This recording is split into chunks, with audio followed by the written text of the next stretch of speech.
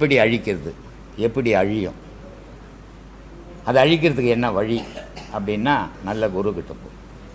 குரு சொன்னதுலேருந்து மாறாத. குருக்கிட்ட இருக்கும்போது வரைக்கும் குரு சொல்கிறதுக்கு தேவ வாக்கு, ஆஹா என் குரு மாதிரி யாருமே கிடையாது அப்படின்லாம் குரு கூட இருக்கும்போது நினச்சிட்டு குரு விட்டு பிரிஞ்சு போய் அடா அந்த ஆளுக்கு வயசாகி போச்சு, அந்த ஆள் அப்படி தான்ப்பா சொல்லிங்கடப்பா, நம்ம செய்தோம் இல்லைன்னா நம்ம வாழ முடியாதுப்பா அப்படின்னு விட்டு போனீங்கன்னா அது பயன் தராது அப்படின்றான். அதனால் சொல்கிறான், மூலமான குளத்திலே முளைத்தெழுந்த கோரையை. மூலமான குளம்னா காலையிலே சொன்னேன், நீ என்னவா நினைக்கிற, உன் பொண்டாட்டி என்னவா நினைக்குது, நீங்கள் 2 பேரும் சேரும்போது பிறக்கிற குழந்தை பாவ புண்ணியத்துக்கு அடிமையாகி போகுது, மாட்டிக்குது அதில் போய் அப்படின்னா. அப்போ எங்கே இருக்குது பாவம்னா, மனுஷனுக்கு உடல்லையே பாவம் கிடையாது, விந்தில் தான் பாவம் இருக்குது. அந்த மூலமான குளம்ன்றது விந்து இருக்கிற இடம், அதில் தான் பாவம்ன்ற கோரை முளைச்சி போய் கிடக்குதான் இஷ்டத்துக்கு.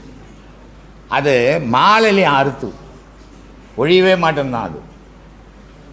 அதனால் சொல்கிறான், மூலமான குளத்திலே முளைத்தெழுந்த கோரையை காலமே எழுந்திருந்து 4 கட்டு அறுப்பீராகில். டெய்லியும் இருக்கணும், ஒரு நாளைக்கு, மாதத்துக்கு ஒரு நாளைக்கு. இல்லைங்க எனக்கு நேரம் இல்லைங்க, எனக்கு வேலை வந்துடுச்சுங்க, சொந்தக்காரர் வந்துட்டாருங்க, எங்கள் ஆயா செத்து போச்சுங்க, பொண்டாட்டி செத்து போச்சுங்க எல்லாம் சொல்லக்கூடாது. எது அழிஞ்சாலும் இறைவனை அழிய விட மாட்டேன், இறைவனை அடையாத நான் நிற்க மாட்டேன்ற வைராக்கியம் இருக்கணும் தான் இது சாத்தியம். மற்றவங்களுக்கு சாத்தியம் இல்லை, கதை கேட்குற மாதிரி தான் இருக்கும். ஏன்னா கடினமான பாதை. அதனால் சொல்கிறான், டெய்லி 4 கட்டு அறுத்து போடுறா, அழிஞ்சிட்டு அந்த பாவம்ன்றோம். அதனால் சொல்கிறான், மூலமான குளத்திலே முளைத்தெழுந்த கோரையை காலமே எழுந்திருந்து 4 கட்டு அறுப்பீராகில் பாலனாகி வாழலாம், பரபிரம்மம் ஆகலாம், கடவுளோட கலந்துடலாம். நீ இந்த பாவத்தை இஷ்டம். பாவம் இருக்கிற வரைக்கும் தான் மனுஷனுக்கு இங்கே பிறப்பு. எனக்கு கூட பாவங்க, அதனால தான் இங்கே உட்காந்து கத்தி கிடக்கிறேன். நான் யோகியன்னு சொல்ல முடியாது, நான் உத்தமன்னு சொல்ல முடியாது. நானும் 1000 பாவங்கள் செய்திருப்பேன், தெரிஞ்சு செய்திருப்பேன், தெரியாமையும் செய்திருப்பேன். அதுக்காக தான் இங்கே கத்திக்கின்னு கிடக்கிறேன். எப்பவுமே ஒரு தவறை செய்தவனுக்கு தான் தவறினுடைய நன்மை தீமை தெரியும். அந்த மாதிரி ஒரு அனுபவ இதில் தான் நான் இங்கே பேசினுக்கிறேன். இதை எல்லாரும் உணர்ந்து உள்ளே வாங்க, வெளியிலேயே நின்றுடாதீங்கன்றதுக்கு தான். அதை தான் அந்த ஆள் சொல்கிறான், சிவவாய்க்கர் சொல்கிறான், மூலமான குளத்திலே முளைத்தெழுந்த கோரையை காலமே எழுந்திருந்து 4 கட்டு அறுப்பீராகில் பாலனாகி வாழலாம், பரபிரம்மம் ஆகலாம். ஆலமுண்ட கண்டனார் அம்மை பாதம் சத்தியம் உண்மையேன்றோம். இதுதான்டா கடவுள் வழிபாடு. அதில் அடைஞ்சின்னா இறைவனை நீ அடையிறது சத்தியண்டா. இதிலேருந்து மாறுபட்டினா கடவுளை ஒருபோதும் அறிய முடியாதுறான்றான்.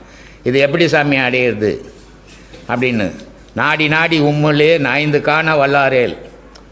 நீ வெளியே மூச்சை விட்டுடக்கூடாது, உள்ளுக்குள்ளே அதை திருப்பிக்கணும். அதனால் சொல்கிறான், நாடி நாடி உம்முலே நாய்ந்து காண வல்லாரேல் ஓடி ஓடி மீளுவான். நீ இப்படி பண்ணால் கூட உன்னை விட்டு தப்பிச்சு ஓடிக்கினே இருப்பான் நான் இறைவன், உங்கள்கிட்ட மாட்டிக்க மாட்டான் நான் அவ்வளோ சீக்கிரத்தில். அதனால் சொல்கிறான், நாடி நாடி உம்முள்ளே நாய்ந்து காண வல்லாரேல் ஓடி ஓடி மீளுவான் உம்முள்ளே அடங்கிடும்.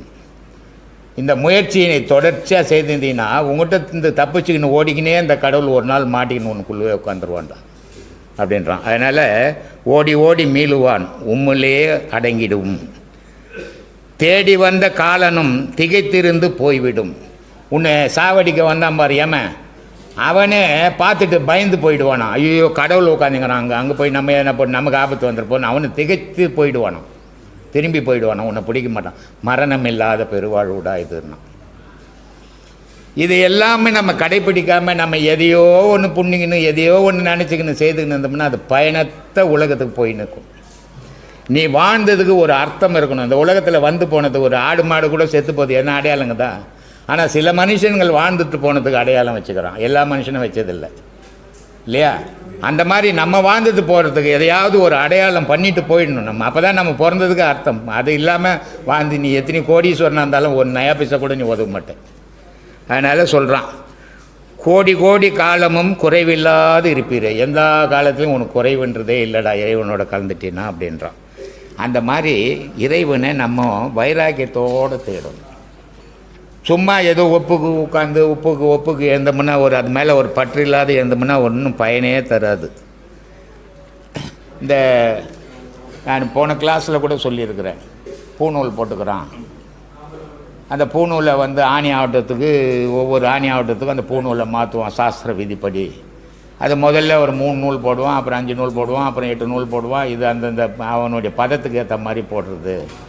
ஆனால் இந்த பூநூல்ன்றது உடம்பு மேலே போட்டுன்னுக்குறோம், அந்த பூநூலில் அழுக்கு சேருது.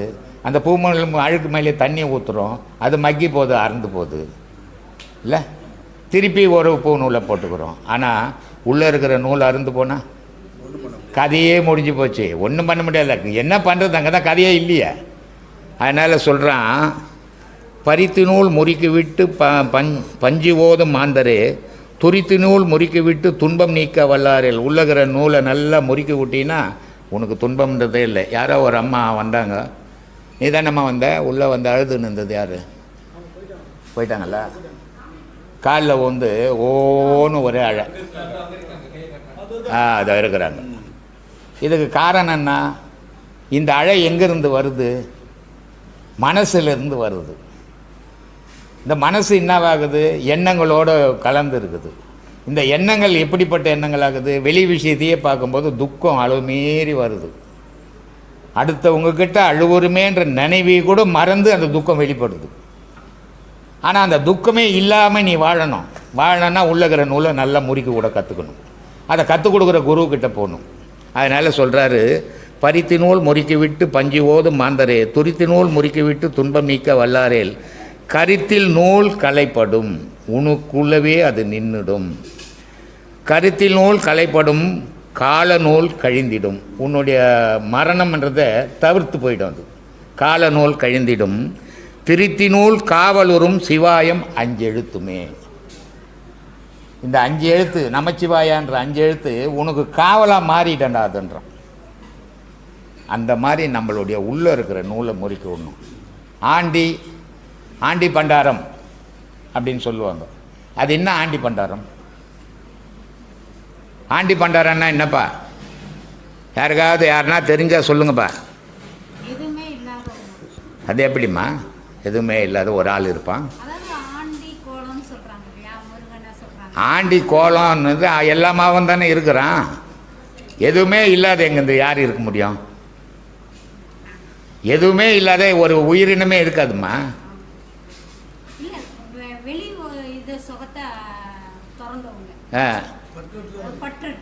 பற்றற்று எது பற்றற்றாங்க அவங்க?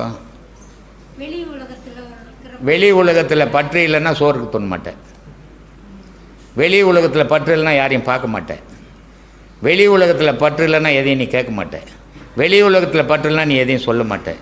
இதெல்லாம் இந்த பற்றற்றெல்லாம் இதெல்லாம் இந்த வெளி விஷயத்துக்கெல்லாம் அது உதவாதது. அது ஏன் சாமி சொல்லுங்கள், என்ன சொன்னது? அதை தான் சொல்கிறேன் சாமி. நான் என்ன சாமி இவ்வளோ பேர் இருக்கிறீங்க, 500 பேருக்கு இருக்கிறீங்க, தெரிலன்றீங்க. ஏம்மா ஏம்மா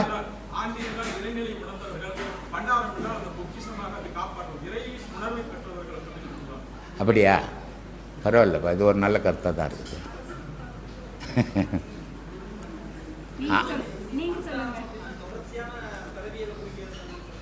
பதவிகளை பிடிக்கிறதா? உட்கார் சாமி உட்கார். ஏன் எத்தையாவது ஒன்று போட்டு குழப்பிக்கிட்டு?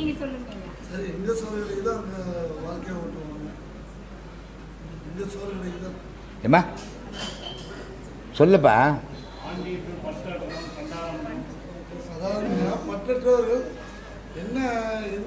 பற்றற்று எவனுமே கிடையாதுப்பா. ஒரு ஆள் கூட பற்றற்றே கிடையாது. பற்றற்றது பணம் மட்டும்தான். பணம் மட்டும்தான். பணத்துக்கு தான் பற்று கிடையாது. மற்ற எல்லாருக்கும் பற்று, ஏதோ ஒரு பற்று இருக்கும். ஒருத்தனுக்கு பொண்டாட்டி பற்று இருக்கும், ஒருத்தனுக்கு சொத்து பற்று இருக்கும், ஒன்று பதவி பற்று இருக்கும், ஒன்று கடவுள் பற்று இருக்கும். ஏதாவது ஒரு பற்று இருந்துக்கிட்டு தான் இருக்கும். பற்று இல்லாத ஒரு உயிரினமே கிடையாது, எதுவுமே கிடையாது. சும்மா ஏமாத்திடக்கூடாது ஆன்மீகத்தில். பற்று இல்லாதது பணம் மட்டும்தான். பற்று கிடையாது. ஒச்சினா கம்முனே கிடக்கும், பற்று ஈர்த்து போட்டினா கம்முனே கிடக்கும், அதுக்கு பற்று இல்லை. உயிர் உள்ள அத்தனை பிறவி பொருளுக்கும் பற்று உண்டு. எனக்கு கடவுள் பற்று, உனக்கு பொண்டாட்டி பற்று, இவருக்கு பொருள் பற்று, இவருக்கு பதவி பற்று. யாரோ எதுவோ ஒரு பற்று இருந்துக்கினே இருக்கும் எல்லாருக்கும். பற்று இல்லாத ஞானிகளே கிடையாது. யாரும் பற்று இல்லை. கடவுள் பற்று என்னது? அது பற்று இல்லையா? அப்புறம் பற்று இல்லைன்னு எப்படி சொல்கிறது? அவங்கள ஏமாத்த நான் விரும்புறதே இல்லை, பொய் பேச நான் விரும்புறதே இல்லை. ஆண்டி பண்டு ஆரம், ஆண்டி பண்டாரம். ஆண்டின்னா இந்த உயிருக்கு எந்த பயனும் கிடையாது, எந்த லாபமும் கிடையாது. ஆனால் செயல் புரிஞ்சுக்கினே இருக்குது. அது செயல் புரிஞ்சுக்கினே இருக்குது, அதனுடைய வேலையை அது செய்துனே இருக்குது. அதனால் அதுக்கு ஒரு பயணம் கிடையாது. அதனால் அது பற்று இல்லாதது, ஆண்டியாக இருக்குது. பண்டுன்னா இந்த உயிராகப்பட்டது எப்போ உருவாச்சுன்னு யாராலையும் அறியவே முடியாது, எந்த காலமும் சொல்லவே முடியாது, அவ்வளோ பழமையானது. அதனால் ஆண்டி பண்டு. ஆரம், ஆரம்னா தொடர்ச்சியாக இருக்கக்கூடியது. அது அருந்ததுன்னா உயிர் இருக்காது. பூக்காட்டிக்கு போனீங்கன்னா மாலை வாங்கினீங்கன்னா 2 மோனையத்தை கொடுப்பான் மாலை. ஆரம் பண்ணினா ரவுண்டாக கட்டி வச்சுருப்பான். இந்த சீமந்தத்துக்கெல்லாம் பொம்பளைங்களுக்கு கையிலெல்லாம் மாட்டுவாங்க ரவுண்டாக. அந்த மாதிரி நம்ம மூச்சாகப்பட்டது ரவுண்டாக இருக்குது. அது அருந்தால் நம்ம கதை முடிஞ்சுது. அதனால் ஆண்டி பற்று இல்லாத செயல் புரியுது, பண்டு பழமையானது, ஆரம் தொடர்ச்சியானது. ஆண்டி பண்டு ஆரம் இப்படி இருக்குது. பற்று இல்லாத ஒரு மனுஷனே கிடையாதுப்பா. ஞானியாக இருந்தாலும் அஞ்ஞானியாக இருந்தாலும் ஒவ்வொருத்தருக்கும் ஒவ்வொரு பற்று. எனக்கு உலகப்பற்று, அவனுக்கு கடவுள் பற்று. இப்படி பற்று இல்லாத ஒரு பொருளே கிடையாது. செத்த பொருளுக்கு தான் எந்த பற்றும் கிடையாது. கௌதம் புத்தர் சொல்கிறாரு, ஆசையே அறவே ஒழித்து விடுது, ஆசையே துன்பத்துக்கு அடிப்படை அப்படின்னாரு. ஆசையே அறவே ஒழிச்சது எது இருக்கும்? எது இருக்க முடியும் சொல்லு? எறும்பு கூட ஆசை இருக்குது. காவாயில் உட்காந்துக்கிற கொசு ஆசை வந்தோடனே என் தொடையில் வந்து கடித்து ரத்தத்தெல்லாம் குடிக்குது, ஆசைக்குது. 6 மாதத்துக்கு முன்னே மழை வர போது அதுக்கு நமக்கு ஆகாரம் கிடையாதுன்னு எறும்பு புத்துல வச்சுக்குது இல்லையா? அப்போ ஆசை இல்லாத பொருள் எங்கே இருக்குது சொல்லுங்க? எல்லாத்துக்கும் ஆசை இருக்குது. ஆசை இல்லாதது பணம் மட்டும்தான். அதுக்கு தான் எந்த ஆசையும் கிடையாது. அப்போது ஆசையே துன்பத்துக்கு அடிப்படை. ஆசைப்படாமல் உலகத்தில் வாழவே முடியாது. ஏதோ ஒன்று ஒருத்தன் என்ன பண்ணுவான், 10 வீடு ஓணணுவான். ஒருத்தனுக்கு ஒரு வீடானா படுக்கை இடமாவது ஓணணுவான். அவன் தகுதிக்கு படுற மாதிரி இருக்கிற மாதிரி ஆசைப்படுவான். ஆனால் ஆசை இல்லாமல் இருக்கவே முடியாது. ஒரு மனைவி இல்லாத கணவனால் வாழ முடியாது, கணவன் இல்லாத மனைவியால் வாழ முடியாது. ஒரு நல்ல வயசில் ஒரு கணவன் ஏதோ ஒரு விபத்தில் இறந்துட்டான்னா அவள் தனித்து வாழவே முடியாது. அவளுக்கு அவ்வளோ தொல்லைகள் இருக்குது. அவள் எவ்வளோ உத்தமையாக இருந்தாலும் அவளுக்கு அவ்வளோ உபத்திரங்கள் உண்டு உலகத்தில். அதே மாதிரி ஒரு மனைவி இறந்துட்டாள்னா இவன் ஒரு பிடி சோறு கூட பிச்சை எடுத்துன்னு தெரிஞ்சுக்கணும். இவன் வாழ்க்கையும் அமைதியாக இருக்காது. அதனால் ரெண்டும் கூடி வாழும்போது தான் அந்த அமைதி கிடையாது. அப்போ பற்று இல்லாத எப்படி வாழ முடியும் சொல்லு? பற்று இருக்கணும். எப்படி இருக்கணும்? அளவோடு இருந்தால் ஆபத்து இல்லை, அளவு மீறும் போது தான் ஆபத்து உண்டாகுது. அதனால்தான் அருணகிரி அழகாக சொன்னான், வலைப்பட்ட கை மாதோடு மக்கள் என்று தலைப்பட்டு அழிய தகுமோ, கிளைப்பட்டு எழு சூறார் உரமும் கிரியும் தொலைப்பட்டு உருவத்தோடு வேலவனே, மகாமாயை கலைந்திட வல்லபுரான் முகமாறு மொழிந்தது மொழிந்திலோனே அகமாயை என்று அயரும் சாகா மாயில் நின்றதே, பேராசை என்னும் பிணியில் பிடிபட்டு ஓரா வினையேன் உழல தகுமோ. அடப்பாவி, பேராசைன்றது அது ஆசை இல்லைடா, அது ஒரு நோய்டா உனக்கு அப்படின்னா. அந்த நோய் நீ பிறப்பிலேருந்து இறப்பேருக்கு உன்னை விட போகிறது இல்லைடா. நீ படுக்கையில் மரண படுக்கையில் இருக்கும்போது கூட பொட்டியில் துட்டு வச்சுக்கிறேன்னு விடா. நீ இது கொல்லுண்டா உன்னை, இது நோய், இது பேர் ஆசை இல்லைடான்ட்டான். அப்போ அந்த ஆசை இல்லைடான்னு சொல்லலை அவன். அதை பாரு எவ்வளோ அறிவாளிப்பார் அவன். பேராசை என்னும் பிணியில்னா ஆசை இருக்கணும். ஆசை இருந்தால் தான் வாழ்க்கை, ஆசை இல்லைன்னா வாழ்க்கையே கிடையாது. அப்போது ஆசையோடு வாழறது தவறு இல்லை, ஆனால் பேராசைப்படுறது தவறு. அதனால் சொல்கிறான், பேராசை எனும் பிணியில் பிடிபட்டு ஓரா வினையேன் உழல தகுமோ அப்படின்ட்டான். செம்மன் மகளை திருடும் திருடன் பொம்மன் முருகன் பிறவான் இருவான், கெடுவாய் மனநே கதிகேல் கரவது இடுவாய் வடிவேல் இறைதால் நினைவாய், சுடுவாய் நெடும் வேதனை தூள்படவே விடுவாய் விடுவாய் வினையாவையுமேன்ட்டான். முருகனுடைய காலை போட்டிடா, கெட்டு போயிட்டம்பா, நான் இனிமேல் எப்படி வாழறது, என் வாழ்க்கை இன்னும் ஆவறது அப்படின்றான். முருகனுடைய காலப்படிடா, உன் துன்பமெல்லாம் நீங்கிடும், நீ கெட்ட வாழ்வெல்லாம் உனக்கு நல்ல வாழ்வு அமையும். அப்போ முருகன் நான் யார்? மூச்சு. இதை தான் இங்கே சொல்லி கொடுத்துங்க, புரிஞ்சுதா? ஏன்னா கெட்டதை செய்தது அந்த மூச்சு தான். இனிமேல் உன் வாழ்க்கையில் நல்லதை செய்ய போகிறது அந்த மூச்சு தான்.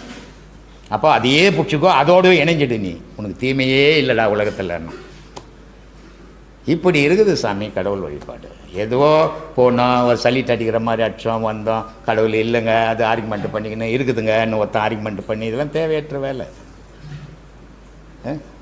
ஒருத்தன் எனக்கு கமெண்ட் போட்டுக்கிறான், எப்படி போட்டுக்கிறான் பாருங்க. அவங்களுக்கு இதே தொழில். கலைஞரை பற்றியும் கண்ணதாசனை பற்றியும் முந்தான ஒரு பேட்டியில் ஒரு இதில் பேசியிருந்தேன். கலைஞர் ஒரு இதில் சொல்லின்னு, முதல்ல கலைஞர் டிவி வச்சுக்கலாம், என்னை தூக்கி கடலில் போட்டிங்கன்னா கூட நான் கட்டுமரம் மதம் மதிப்பேன், உங்களுக்கு பயன் தருவேன், நான் அழிய மாட்டேன் அப்படின்னு அவர் சொல்லியிருப்பார். நான் இதை பேசுனது கலைஞர், நான் வந்து பேசுனது சயின்ஸ். கலைஞரை பற்றி பேசுனது இந்த செல்கள் வேலை செய்யுதுன்றது சயின்ஸ். அது தனி மனிதனை பற்றி நான் பேசலை. அதே மாதிரி கண்ணதாசனை பற்றி பேசுனதும் சயின்ஸு. எந்த கவிஞனும் அந்த மாதிரி வர முடியலன்றது பேசுறது சயின்ஸு. அவன் என்ன பண்ணுறான், கட்டுமரத்தை பற்றிலாம் நீங்கள் ஏன் பேசுறீன்னு எனக்கு கமெண்ட் போட்டுக்கிறான். இந்த கமெண்ட் யார் போடுவான்?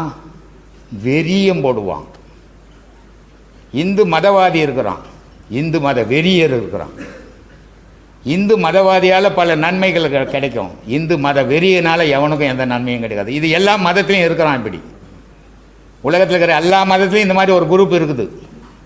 அவன் எனக்கு கமெண்ட் போடுறான், நீ பார்த்த உனக்கு கட்டுமரம் பிடிக்கலாம் விட்டுட்டு போ, எவனா வலிச்சு போட்டோம் கட்டுமரத்தை, எனக்கு ஏன் கமெண்ட் போட்டுரு. இது வேலை இல்லாமல் யார் என்ன பேசுகிறான் என்ன குறை சொல்லலான்னு சுற்றி நிற்கிறோம் இந்த மாதிரி ஆளுங்க. இதெல்லாம் நம்ம பெருசாக எடுத்துக்கூடாது. அது மாதிரி கடவுள் வழிபாட்டில் அறியாமையில் ஏராளமான கோடிக்கணக்கான மக்கள் இருக்கிறான். அவனுங்களுக்கு தெளிவு வரணும், உண்மையை தெரிஞ்சுக்கணும். கடவுள்ன்றது எதுவோ ஒரு கற்பனை பொருள் இல்லை, நீ தான் கடவுள்.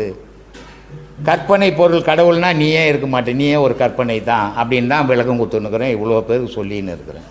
அது புரிஞ்சு எடுத்துக்கினா அவங்க வாழ்க்கை நிம்மதியாக இருக்கும். புரியலன்னு சொன்னால் நான் என்ன நான் அதுக்கு சாட்சியாகவே ஆக முடியாது. அதனால் நல்ல விஷயத்தை கேளுங்க, நல்ல விஷயத்தை தெரிஞ்சுக்குங்க. எனக்கு தெரிஞ்ச விஷயத்தை நான் சொல்லி கொடுக்குறேன், அதை பின்பற்றுங்க. அது உங்கள் வாழ்க்கைக்கு துன்பத்திலேருந்து வெளியே எடுக்கும். ஒன்றும் இல்லை, ஒரு ஆடு செத்து போச்சு. உடனே என்ன பண்ணுறான், செத்து போன உடனே அது ஒரு 2 நாள் 3 நாள் ஆகிட்டு இருந்தால் தான் எடுத்து போய் பொச்சிடுவான், தோலை மட்டும் உரிச்சிக்கணும். அப்போது அந்த ஆடு செத்து போய் கூட உதவுது. ஒரு மோளம் கட்டுறான், ஒரு பம்பை கட்டுறான், எல்லாத்துக்கும் பயன்படுத்துகிறான். ஒரு கோழி செத்து போச்சு, உடனே போட்டு சட்டியில் 1.5 கிலோ மிளகாத்தூளை போட்டு வேக வச்சு 3வது வீட்டு வாசனை வர மாதிரி ஆக்கி தொண்ணுக்குறான். இது செத்து இவ்வளோ அற்புதமான உடல் செத்து போனால் ஊர் உள்ளே பொதிக்கலைங்க. ஆடு மாடை ஊர் உள்ளே பொதிக்கிறான். இவனை ஊரை விட்டுல தள்ளி ஏற்ற போகிறான். இருக்கும்போது நைனா உன்ன மாதிரி நைனாவே இல்லை நைனான்றான். பொண்டாட்டி சொல்கிறான், ஐயோ உலகத்தில் உன்ன மாதிரி பொறுத்தனையே நான் பார்த்தேன், ஏன்னா மொத்தமாக கொடுக்குறியா? கொடுக்கலன்னா ராத்திரி விட்டு கட்ட தான் உனக்கு, அதனால் உன்ன மாதிரி பொறுத்தனே இல்லைன்றான். உன் பொண்ணு சொல்லுது, எப்பா உன்ன மாதிரி அப்பா யாருப்பா இந்த உலகத்தில் அப்படின்னு. இவ்வளோ புகழ்ந்த உடல் விழுந்த ஒன்று ஊருக்கு வெளியே தூக்கின்னு போகிறான். ஆடு மாடை ஊர் உள்ளே பொதிக்கிறான். ஆனால் உன்னை இவ்வளோ புகழ்ந்துட்டு ஊருக்கு வெளியே ஒரு நாளானா யோசித்து பார்த்தீங்களா? பார்க்கவே இல்லை. ஓஹோ நான் இப்படி நான் அப்படின்னு தானே சொல்லிங்கிறீங்க. காரணம் எதுக்குமே அதான் சொல்கிறான் பாம்பாட்டி. டேய் ஒரு பிளாஸ்டிக்லாம் ஒஞ்சி போனால் கூட எத்தனை போட்டால் ஒரு நாளெலாம் கொடுப்பான்டா, அதை இன்னொரு பொருளாக செய்துருவான்டா. நீ ஒஞ்சி போனால் என்னடா கொடுப்பான்? உடையத்துக்கு முன்னே உருவாக்கிக்கிட்டா உன்னன்னா. இதை தான் சாமி நான் சொல்லிங்கிறேன். நான் கடவுளை எங்கேயும் வெளியே தேடுன்னு சொல்ல மாட்டேன். இந்த கோயிலுக்கு போ அந்த கோயிலுக்கு போ பரிகாரம் கிரிகாரம் இதெல்லாம் நான் சொல்கிறதுக்குள்ள எனக்கு நம்பிக்கையும் கிடையாது. கடவுள் மனுஷனுக்குள்ளே இருக்கிறேன், அது ஊர்ஜிதமான உண்மையா நான் உணர்ந்தேன், பார்த்தேன், அனுபவிச்சேன். அதை எல்லாரும் அனுபவிங்கன்றதுக்காக தான் இந்த நெட்டில் பேசின்னு இருக்கிறேன். தவிர நான் ஏதோ கதை சொல்லி பொறுப்பு நடத்தணும் எனக்கு அவசியமே கிடையாது. ஏன்னா எனக்குன்னு ஒரு தொழில் கொடுத்துக்குறான், எனக்கு ரிட்டைர்மெண்ட்டுக்கு தான் சம்பளம் கொடுத்துக்குறான், பென்ஷன் கொடுத்துக்குறான், எல்லா வசதிகளையும் எனக்கு கொடுத்துக்குறான். நல்ல பிள்ளைங்க நல்ல மருமகளுங்க உட்காந்தன்னா எல்லாம் செய்து போடுறேன். நான் என் ட்ரௌசரை கூட இது வரைக்கும் துவைச்சதில்லை. இவ்வளோ வயசில் மருமகளுங்க தான் துவைச்சி போடுறாங்க. நான் உட்காந்தேன்னா தண்ணி சுடு தண்ணி தான் கொடுப்பாங்க, பஸ் தண்ணி கொடுக்க மாட்டாங்க, தண்ணி வச்சு ஊற்றுவாங்க. இந்த மாதிரி மருமகளுங்க பிள்ளைங்க அமையறதுக்கு நான் எந்த பிறவியில் புண்ணியம் பண்ணணும் எனக்கு தெரியாது. ஆனால் இந்த பிறவியில் நடந்துக்குதுலாம். இந்த மாதிரியான வாழ்க்கை நீங்களும் வரணும் வாழணுன்றதுக்காக தான் இவ்வளவும் சொல்லின்னுக்கிறேன். அதை புரிஞ்சிக்காமல் எல்லாரும் என்ன நினச்சிக்கிறாங்க, சாமியார் ரொம்ப கோபமாக பேசுகிறாருங்க, ரொம்ப கோபமாக பேசுகிறாருங்க. நான் கேட்குறேன், எந்த சாமியார் கோபமாக பேசுகிறார்? சாமியார் சிவபெருமானை விட ஒரு சாமி இருக்குது.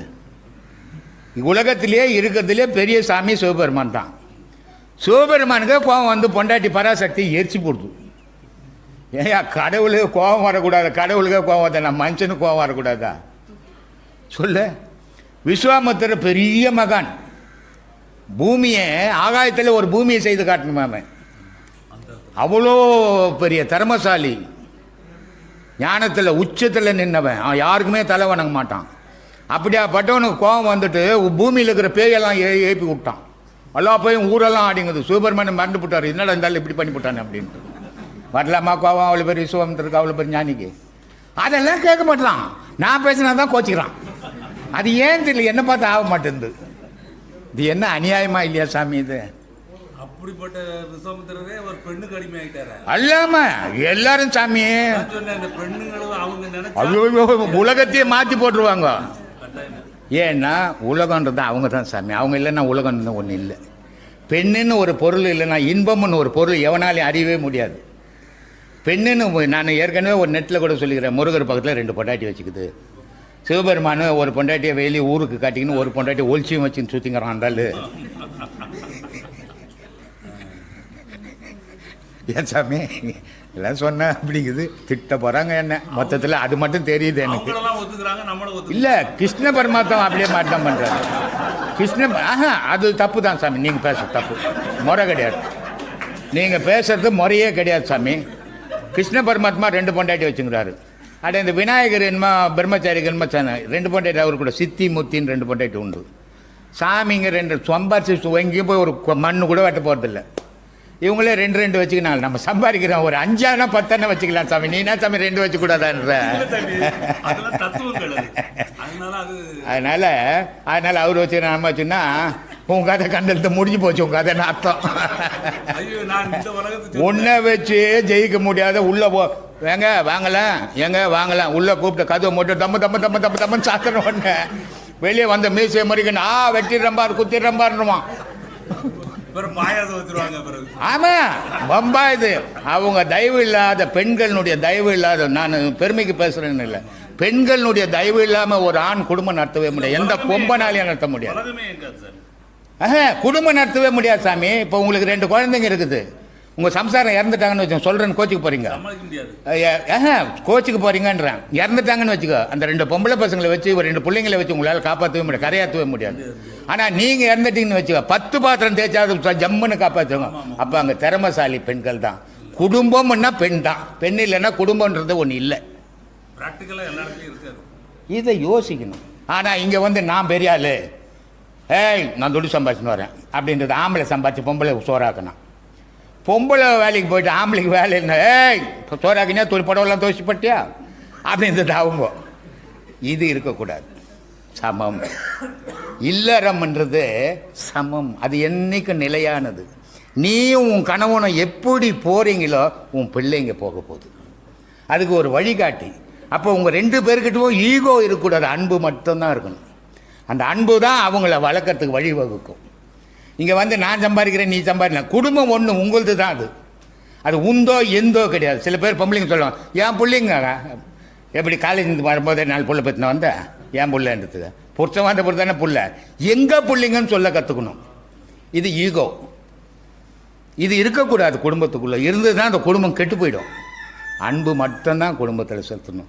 நீ எவ்வளோக்கு எவ்வளோ அந்த குழந்தைங்க மேலே அன்பை செலுத்தி அந்த குழந்தைங்க பிற்காலத்தில் நல்லா வாழ வழிவகுக்கும். அது எவ்வளோக்கு எவ்வளோ உன் கணவனை நீ அடிமையாக்கி உன் மனைவியை நீ அடிமையாக்கி வாழ்ந்தீங்கன்னா அது போகிற இடத்துல அதே நிலை தான். ஆனாலும் அவங்க செய்த பாவம் முன்னிருந்து தகுந்தபடி தண்டனை தானே அவங்க அனுபவிப்பாங்க. அந்த குழந்தைங்க எதேனா அனுபவிச்சுட்டு போட்டுங்க. பிறக்கிற குழந்தை கெட்டவனா இருக்கு. ஆமா. ஒரு கெட்டவனுக்கு பிறந்த குழந்தை நல்ல பிள்ளையா. ஆமா இருக்கு. ஆமா எல்லாமே இருக்குது. எல்லாமே இருக்குது. ஆனால் கண்கள்னு ஒன்று இருக்குது. இது என்ன பண்ணுது? இதை தான் அந்த இதில் பார்த்துருந்தீங்கன்னா, நெட்டில் பார்த்துருந்தீங்கன்னா, போன மாதம் எப்போ சாமி எடுத்தீங்க? போன மாதம் தானே எடுத்தீங்க? போன மாதம் எடுத்தாங்க. அன்னை தெரசா இல்லையா, நெப்போலியன். இதை பற்றி என்கிட்ட ஒரு கேள்வியாக கேட்டாங்க. அதிலேயே நான் சொல்லியிருப்பேன். அன்னை தெரசா வந்து கறி மீன் சாப்பிட்றது, கோழிக்கறி தான் அதிகமாக விரும்பி சாப்பிடுவாங்க. ஆனால் அவங்களுக்கு சாந்தமான குணம் இருந்தது. அவங்க உலகத்துக்கு பல நன்மைகளை செய்தாங்க. கடவுள்ன்ற அளவுக்கு அவங்களுடைய தொண்டு உயர்ந்தது. ஆனால் கறி மீனே சாப்பிடாத ஹிட்லரு கொடூரமாக உலகத்தில் எவனுக்கும் இல்லாத கெட்ட பேர் அவன் எடுத்துக்கணும். இது சாப்பாட்டில் மட்டும் வர்றதில்லை, சாப்பாட்லேயும் வருது. இது சாப்பாட்டில் மட்டும் வர்றதில்லை, கர்ப்பத்திலேயே வருது. அதனால தான் அந்த சாணக்கியனை பற்றியும் சொல்லியிருப்பேன். அதில் 2440 வருஷத்துக்கு முன்னே இருந்தான் சாணக்கியன். அலெக்சாண்டர் இந்தியா மேலே படையெடுத்த காலம் அது. அந்த கதையை அதுக்கு ஒப்பிட்டு சொல்லியிருப்பேன். அதுக்கு நிறைய இது போட்டிருக்கிறாங்க. கிட்டத்தட்ட 60,000 பேருக்கு மேலே போயிடுச்சு அது. அது மாதிரி பிறக்கிறதுக்கு முன்ன மட்டும் அந்த பாவத்தை சுமக்கிறான். இந்த பாவத்தை அழிக்கிறதுக்கு பிறந்த பிறகு கண்களால் பார்க்குறான், எது நன்மை எது தீமை, எதை செய்யலாம் எதை செய்யக்கூடாதுன்னு ஒரு மனம் முடிவு பண்ணுது. அப்போ அந்த தீமையில் பிறந்த குழந்தை கூட நன்மையில் போயிடும். அதுக்கு வழிவகுக்கிறது இந்த தாய் தகப்பனாக இருக்கணும். இப்படி போனால் நல்லது நடக்கும். ஒன்றே வேணா ஒரு சின்ன விஷயம் சொல்கிறேன். இந்த ஊரில் வரீங்க இல்லைங்க, மெயின் ரோட்லேருந்து ஊர் உள்ள வரீங்க, அங்கே வர வழியில் பார்த்தா வெளிநாட்டிலேருந்து வராங்க, வெளி ஊர்லேருந்து வராங்க. அப்போது இந்த பசங்க என்ன பண்ணோம், நம்ம ஊருக்குன்னு ஒரு மரியாதை இருக்குது, வெளியூர் ஜனெல்லாம் வராங்க, நம்ம ஊரை நல்ல மரியாதை கொடுக்கணும் அப்படின்னு வழியெல்லாம் விட்டுக்கணும். வழியிலே உட்காந்து டாய்பாஸ் சொல்லுங்க, வழியிலே குறுக்கு வழி என்ன தெரியுது இதில். இதுலேருந்து நீங்கள் என்ன முடிவு பண்ணுறீங்க? தாய் தகப்பன் சரியில்லை. அந்த சரியில்லாததால் இந்த பிள்ளைங்களை அப்படியே விட்டுட்டான். என் பிள்ளை நல்லா டாய்பாஸ் ஆடுறான், என் பிள்ளை நல்லா ஆடு புலி ஆடுறான் அப்படின்னு விட்டாக்கா அதுங்க அப்படி தான் கெட்டு போகும். இதை ஊர்லேருந்து வர வேணா சொல்லுவான், என்னடா ஊர் இது, இப்படிப்பட்ட ஊர், இவ்வளோ ஜனம் வருது, இவ்வளோ வழியிலே கூட கூடாத உட்காந்துங்கிறான். அப்போ எது கெட்ட பேர், எந்த செயல் தான் நாங்கள் கெட்ட பேர் எடுத்தது? அப்போ அந்த செயலை மாற்றத்துக்கு தாய் தகப்பன் காரணமாக இருக்கணும். ஏய் அங்கே உட்காரக்கூடாது, 10 பேர் போகிற வழி, வா இங்கே எழுந்து இங்கே வந்து விளையாடு அப்படின்னு நீ ஒரு தடவைக்கு 10 தடவை சொன்னால் அது அவனொரு வாட்டி அங்கே உட்காராது. நல்லா விளையாடு அங்கேயே வீட்டில் வந்து சோறுக்குன்னு தொல்லை கொடுக்காதுன்னு விட்டாக்கா அது அங்கேயே ரோட்லேயே படுத்துக்கும். இதுக்கு அடிப்படை பேஸ் ஒரு தாய் தகப்பன் வழிபாடு. அதுக்கு முக்கியமாக நம்ம தாய் தகப்பனாக இருக்கிறவங்க சீரான முறையில் பக்தியை பண்ணணும், அது சீராக போகும். இதுதான் உண்மை சாமி. இப்போ இவ்வளவு கேட்டதுக்கப்புறம் எனக்கு உங்ககிட்ட கேட்குறது ஒரு விஷயம் இருக்குன்னா, ஐயா இதெல்லாம் நீங்களே தான் பேசிட்டு இருக்கீங்களா, உங்களுக்குலேருந்து யாராவது பேசுகிறாங்களா? எனக்குள்ளே இருந்து யாராவது பேசுகிறாங்கன்றது நிறைய பேர் இந்த கேள்வி என்ன கேட்குறாங்கம்மா. ஆனால் அதெல்லாம் இல்லை. இது அத்தனையும் நான் தான் பேசுகிறேன். இதை நான் பேசுறதுக்கு காரணம் என்னென்னா, வாழ்க்கையில் அனுபவித்த அனுபவங்கள் அத்தனையும் ஞாபகத்தில் இருக்குது. இப்போ ஒரு விஷயத்தை நம்ம அனுபவிக்கிறோம் வாழ்க்கையில், அதை மறந்துடுவோம். ஆனால் நான் என்னுடைய வாழ்க்கையில் நடந்து வந்த பாதையை பார்க்கும்போது எதையுமே மறக்கக்கூடியதாக இல்லை. அதனால் அந்த ஞாபகங்கள் தான் என்னை திருப்பி திருப்பி திருப்பி அதிலே எடுத்துன்னு போய் விட்டுது. ஆனால் எனக்கு ஒரு பூரணமான நம்பிக்கை உண்டு. ஏதோ ஒன்று என்னாலையும் செய்ய முடியும் அப்படின்ற ஒரு நம்பிக்கை எனக்கு இருக்குது. அந்த நம்பிக்கை தான் பேசுங்கிறதே தவிர வேறு எதுவும் பெரிய வெளியிருந்தெல்லாம் ஒன்றும் வந்து பேசுறதில்லை. ஆனால் நிறைய பேர் அதை சொல்லுவாங்க, வதனி கூட சொல்லுவோம், இந்த சீனிவாசன் கூட சொல்லுவார், இது மாதிரி நீங்கள் பேசலை, ஆரம்பிக்கும் போது தான் நீங்கள் ஆரம்பிக்கிறீங்க, அதுக்கப்புறம் ஏதோ ஒன்று வருது பேசுது அப்படின்ட்டு. அப்படிலாம் எனக்கு எதுவும் தெரிஞ்சதா இல்லை, நான் தான் பேசுகிறேன். என்ன ஒன்றுன்னா, இந்த கேள்விகள் எந்த கேள்வி கேட்டாலும் பதில் சொல்கிறதுக்கு காரணம் அந்த அனுபவம் தான், வேறு ஒன்றும் இல்லைம்மா. அனுபவத்தால் பேசினுக்கிறேன். இதுலேயும் நீங்கள் ரொம்ப தெளிவாக இருக்கீங்க ஐயா. எனக்கு கடவுள் என் வழியாக பேசுகிறாருனால நீங்கள் எந்த கட்டுக்கதையும் சொல்லலை, நான் தான் பேசுகிறேன், என்னோட அனுபவத்தில். ஆமாம், அதுதானே உண்மை. இல்லைன்னா என் மேலே கடவுள் வந்துச்சு, எனக்குள்ளே கடவுள் வந்துட்டாருன்னு பேசுனா அது நான் ஏமாத்துகிற மாதிரி இல்லை, அது உலகத்தை ஏமாத்துகிற மாதிரி இல்லை. அது உலகத்தை ஏமாத்துறது மட்டும் இல்லை, என்னையே நான் ஏமாற்றிக்கிற விஷயம் இல்லை. அது நான் என்னையே ஏமாற்றிக்கவும் விரும்பலை, உலகத்தை ஏமாற்றவும் விரும்பலை. என்னுடைய அனுபவத்தை நான் சொல்கிறேன். நீ எடுத்துக்கலாம் போங்க, அது உங்களுடைய சொந்த விஷயம் அது. ஆனால் இதை எடுத்து தான் அவனை நான் கட்டாயப்படுத்த முடியாது. ஆனால் என்றைக்கோ ஒரு நாள் சிந்திப்பீங்க நான் சொல்கிற வார்த்தைகளை. ஏன்னா எந்த விஷயத்திலையும் நான் பொய் பேசணும்னு விரும்புகிறதே கிடையாது, அந்த தேவையும் மற்றது. அது அந்த பொய்யை பேசி அதை பொருட்டை பண்ணி பணம் பண்ணணும்னு எண்ணம் இருந்தால் பொய் பேசினுக்கலாம். எனக்கு அது தேவையே இல்லையே. இறைவன் எனக்கு என்ன கிடைக்கணுமோ அதை எனக்கு கொடுத்துருக்குறான், அதை நான் சாப்பிட்டுன்னுக்கிறேன். அதுக்கு மேலே எனக்கு என்ன வேணும்? இந்த ஆசிரமத்துக்கு ஏதாவது நிறைய பேர் எவ்வளோ பேர் உதவி செய்கிறாங்க. போன மாதம் கூட ஒரு அம்மா சிங்கப்பூர்லேருந்து ஒரு நாள் பேசுனாங்க ஃபோனில், மறுநாளே 30,000 ரூபா சாப்பாட்டுக்கு அமைச்சிருக்காங்க. அந்த மாதிரி சில நல்ல உள்ளவங்கள் இந்த ஆசிரமத்துக்கு இன்னும் உதவி செய்துன்னு இருக்காங்க. அந்த உதவிகளால் தான் இந்த ஆசிரமமும் இவ்வளோ வளர்ந்துக்குது. இது என்னால் மட்டும் வளர்ந்ததுன்னு சொல்ல முடியாது. ஆனால் இந்த ஆசிரமத்தினுடைய அடிப்படை என்ன? பொய் பேசக்கூடாது. எந்த நிலையிலையும் மரணத்தில் கூட நீ பொய் பேசக்கூடாது. அப்போ தான் இறைவனோட சேர முடியும். நீ பொய் பொருட்டு உலகம் மதிக்கணுன்றதுனால நீ என்ன பண்ண போகிற? நாளைக்கு விழுந்துட்டின்னா உன்னை உலகம் காரி முய்ய போதே. அதனால் சொல்கிறாரு அழுக்கணி சித்தர் சொல்கிறார், காட்டானை மேலேறி கடத்தெருவே போகையிலே நாட்டார் நம்மை பார்த்து நகை புரிவதொன்றோன்றார். நான் நல்லா ஒயிட் அண்ட் ஒயிட்டு போட்டுக்கணும், பெரிய கடத்தெருவில் போய் ஏய் நான் தான் தாதா அப்படின்னா ஊரில் இருக்கிறவெல்லாம் பயந்து எனக்கு என்னென்ன பண்ணணுமோ எல்லாம் பண்ணுவோம். ஆனால் ஒரு நாளைக்கு நான் விழுந்துடுவேன். விழுந்த உடனே காட்டானை என் மேலே ஏறிக்கின்னு போகுமே, அதை ஊரே பார்த்து வேடிக்கை பார்த்து சிரிக்குமே, அடப்பாவி என்ன ஆட்டம் ஆடனே இன்றைக்கி என்ன கதியாக போகிறான் பாருன்னு சொல்லுமே. அப்படி போகக்கூடாது. நான் காட்டான மேலே நான் ஏறி போகணுமே தவிர என் மேலே எக்காரணத்தொன்று காட்டேன்னா ஏறக்கூடாதுன்றான். அதனால் சொல்கிறான், காட்டானை மேலேறி கடத்தெருவே போகையிலே நாட்டார் நம்மை பார்த்து நகை புரிவதொன்றோ. காட்டானை மேலேறி கடத்தெருவே போகையிலே என் கண்ணம்மா கண்குளிர காண்பேனே. நான் காட்டான மேலே ஏறிக்கின்னு இந்த உலகத்தை நான் பார்ப்பேன்டா. ஏன்னா நான் இருக்கிற கோலத்துக்கு எங்கன்னா போன எவனை மதிப்பானா? மதிக்க மாட்டான். அதனால் எனக்கு கவலை இல்லைடா. ஆனால் இன்றைக்கி உலகம் உன்னை மதிக்கும், நாளைக்கு காட்டான உன் மேலே ஏறி போவேன்டா. ஆனால் என் மேலே எப்பவும் காட்டான ஏறாது. காட்டான மேலே நான் போவேன்டா. காட்டானா எருவ மாடுன்ற எமவாகணும்னு அர்த்தம் அப்படின்னு சொல்கிறான். அந்த மாதிரி முறையில் மரணத்தில் கூட தேவையற்ற பொய் பேசாத. அதனால் என்ன சாதிச்சிட போகிற நீ? அதுவும் இறைவனுடைய வழியில் வந்து நீ எப்போ போனோன்னு பயணம் பண்ணிட்டியோ சத்தியம் மட்டும் பேசு. அது உலகம் மதிக்கிட்டோம் மதிக்கான போட்டோம். உலகம் மதிக்கணுக்காக நீ பேச ஆரம்பிச்சுன்னா பொய் பேச ஆரம்பிச்சிடும். இதுதான் என் கொள்கைமா. இப்படி தான் நான் என் வாழ்க்கை பயணம் பண்ணிக்கினுங்கிறேன். ஒரு ரொம்ப இயல்பாக ஒரு பேசுகிறீங்க. ஆனால் சாதாரண மனிதர்கள் கை கொள்ள முடியாத ஒரு செய்தியை நீங்கள் கை கொண்டுட்ருக்கீங்க. இது கேட்க கேட்க அதிசயமாக இருக்கேன் மனசுக்கு. நிறைய சாமியாருங்க உலகத்தை பார்த்து மயங்கி போயிட்டாங்க. அதனால் அவங்க போன பாதையெல்லாம் கூட மறந்து அவங்க போயிட்டாங்க. சிவவாய்க்கர் சொல்கிறாரு, ஆடு காட்டி வேங்கை அகப்படும் மாறு போல். வேங்கையை பிடிக்கணுன்னா காட்டில் ஒரு கூண்டு வச்சு அதில் ஒரு ஆடு குட்டியை வச்சுட்டு அதை கத்த விட்டுட்டின்னா வேங்கை வந்து மாட்டிக்கும் இல்லையா? அதனால் ஆடு காட்டி வேங்கை அகப்படும் மாறு போல் மாடு காட்டி என்னை மதி மயக்கலாகுமோ. இந்த உலகத்தினுடைய அழகை காட்டி என்னை மதி மயக்க அறிவை கெடுத்துடலாமா இறைவா? இறைவங்கிட்ட கேட்குறான். கோடு காட்டி யானை கொன்றுரைத்த கொற்றவா வீடு காட்டி என்னை வெளிப்படுத்த வேணுமேன்றான்.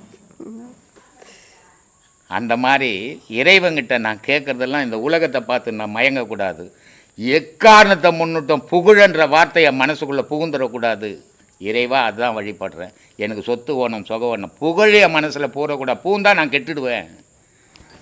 ஆனால் என் மனசில் நீ மட்டும்தான் இருக்கணும், வேறு எந்த ஆசைக்கும் இடமில்லைங்க அப்படின்னு வாழ்ந்துன்னுக்கிறவன் நான்.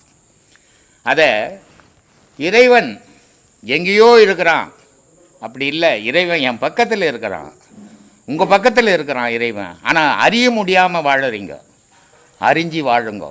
அதை சொல்கிறாரு பட்டினத்தார்.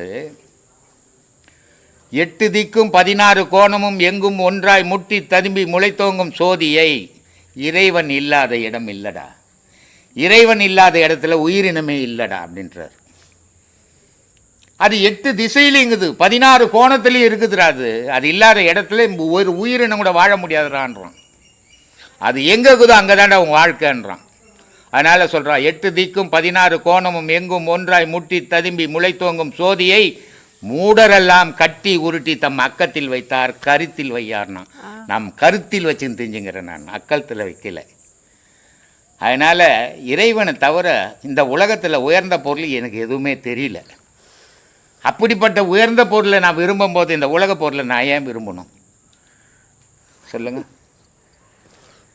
இதுதான்மா என் வாழ்க்கை, இதுதான் என் பயணம். ரொம்ப பெரியது, மிக உயர்ந்தது. ஆனால் உணர்ச்சி அதை தாண்டி நீங்கள் சொல்கிற அறிவேனும் அந்த ஆன்மாவின் பணியை எப்படிங்க ஐயா கை கொள்வது? எல்லாருக்கும் சாத்தியமா? எல்லாருக்கிட்டும் ஒரு அபரிமிதமான சக்தி இறைவன் கொடுத்துருக்குறான். ஆனால் அந்த சக்தியை அவன் தேடுறதும் இல்லை, அதை பயன்படுத்துறதும் இல்லை. அதனால் அவனுக்கு தெரியாமையே போயிடுது. எல்லோருக்கிட்டும் இருக்குது. இதில் என்கிட்ட தாங்குது உங்கள்கிட்ட தாங்குதுன்றதுலாம் கிடையாது. எல்லோருக்கும் இறைவன் கொடுத்துக்கிறான். ஏன்னா 84,000 கோடி ஜீவராசிகளில் இறைவன் ஒருவன் இருக்கிறான். இறைவனை வழிபடணும், இறைவனை அடையணுன்ற எண்ணம் 84,000 கோடி ஜீவராசி கிடையாது. ஆனால் மனிதனுக்கு மட்டும்தான் இறைவன் ஒருத்தன் இருக்கிறான், படைப்பு அவந்து தான், அவனை அடையணும், பிறவி வேணாம் அப்படின்றது மனிதனுக்கு மட்டும்தான் தெரியும். அப்போது இந்த மனிதனுக்குள்ள எல்லா சக்திகளையும் இறைவன் தந்திருக்கிறான். ஆனால் இவன் ஆசைன்ற மாயை மறைச்சிட்டு இவனுடைய உண்மையான சுயரூபம் இவனுக்கு தெரியல. தெரியாதால இவன் போலியாகவே வாழறான்னு தவிர நிஜத்தை நம்பி வாழலை. இறந்துடுவான், இறக்கும் தருவாய், இவன் படுக்கையில் இருப்பான், கண்ணில் தண்ணியாக வரும், பேச முடியாது இவனால். இவன் மனைவி மக்கள் பக்கத்தில் நிற்பாங்க. அப்போ கூட அவங்க என்ன நினைப்பாங்க, ஐயோ இவர் அழுவுறாரு, இவ்வளோ காலம் வாழ்ந்தோம், இறைவனை தேடலையே அப்படின்னு அழுவுறாருன்னு அவங்க சொல்ல மாட்டாங்க. அவங்க என்ன சொல்லுவாங்க, ஐயோ எங்கே கொடுத்துட்டார் தெரியலையே பணம், அதை சொல்ல முடியாத அழுவுறாருன்னு நினைப்பாங்க இவங்க. ஆனால் அவன் சாக போகிறவன் நினைப்பான், இவ்வளோ காலம் வீணான வாழ்வு வாழ்ந்தனே, இவ்வளோ காலம் இறைவன்ற ஒருத்தனை தேடலையே, இப்போது அந்த என்னுடைய வாழ்க்கையே அப்படியே போய்கின்னு இருக்குதே அப்படின்னு அவன் நினச்சி அழுவான். இப்படி வாழற மனிதர்களில் எவ்வளோ உண்மையை சொன்னால் புரிய போகுது சொல்லுங்க. சில நேரத்தில் ரொம்ப வருத்தப்பட வேண்டிய விஷயம், சில நேரத்தில் தன்னையே தான் ஆறுதல் படுத்திக்கணும். சரி 1000 பேருக்கு சொல்கிறோம், ஒரு 2 பேர் கேட்க மாட்டானா, அது போதுமே அப்படின்ற ஒரு ஆறுதல் தனக்குள்ளவே தன்னை ஆறுதல் படுத்திக்கிறது. இப்படி தான் என் பயணம் போகுது. மிகப்பெரிய பயணம், மிகப்பெரிய ஒரு பணி இது. உங்களுக்கு ரொம்ப எளிமையாக சொல்கிறீங்க, ஆனால் இதனுடைய பயன் நினைக்கும்போது உலகை விட பெருசாக இருக்குது எனக்கு.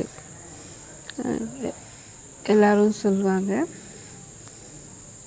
ஏதோ இது ஒரு பெரிய வெற்றி அடைஞ்சால் மனசு சந்தோஷமாகும். ஆனால் எனக்கு இன்றைக்கி என்ன தோணுதுன்னா, தேடி கண்டு கொண்டேன், தேடி தேடனா தேவனை என்னுள்ளே தேடி கண்டு கொண்டேன், என் அருகிருக்கும் தேவனின் உதவியால் என்று தான் சொல்ல தோணுது.